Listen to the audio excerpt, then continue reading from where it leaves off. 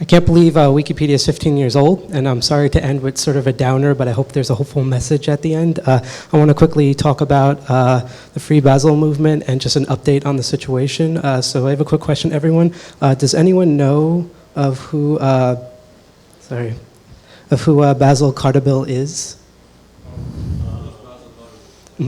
I'm going to go over that in a second. I just want to know how many people were familiar with his story and everything. Just as a quick synopsis, Basil Cardabil is a Palestinian software engineer. He was born in Damascus and he was raised in Syria, where he excelled in open source technology. He was the chief technology officer of Aki Labs and developed the Aki framework there. And he was also the chief technical officer of Al-Os, which is a publishing and research institution dedicated to archaeological sciences and art in Syria. He served a project lead at the Creative Commons Syria, and he has contributed the development of Mozilla Firefox, contributed many articles to Wikipedia on archaeology and art, open clip art, fabricators, and Sharism.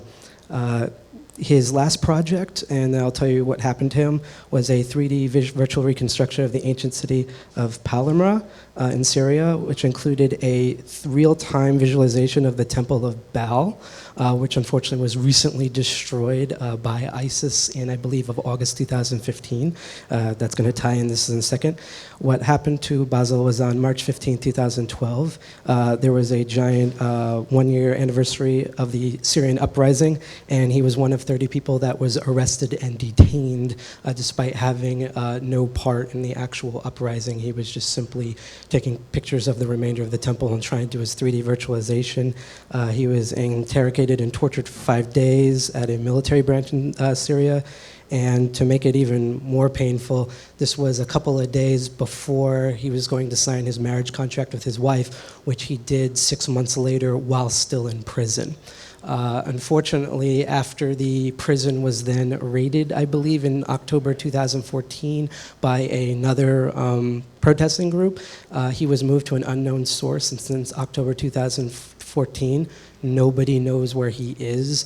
And in December of last year, there's been a circulating rumor going around that he was actually sentenced to death, which is very scary because he is not allowed under the Assad to have a lawyer and will be in front of a military tribunal where essentially everything will be on the Syrian side and not of any sort of democratic political process to balance both sides and then judged by a jury.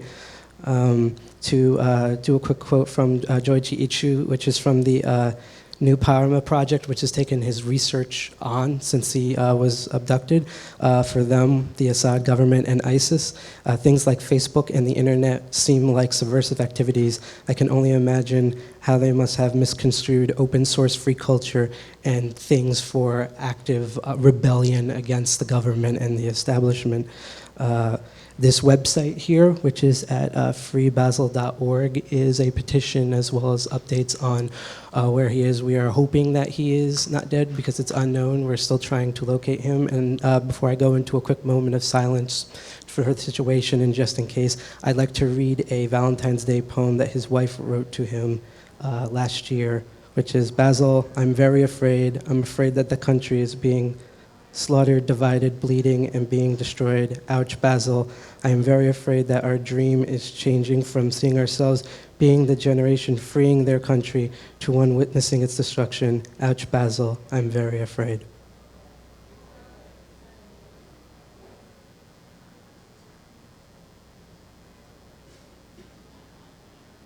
Thank you for my lightning talk. I am so sorry of putting this on a down note. I just thought this was something that everyone should know because this is, Wikipedia is part of the free culture movement, and he was one of the defining people of the free culture movement. Let's celebrate that Wikipedia is 15 years old. Let's do 15 more years, and hopefully Basil will be freed again so he can contribute once more. Thank you.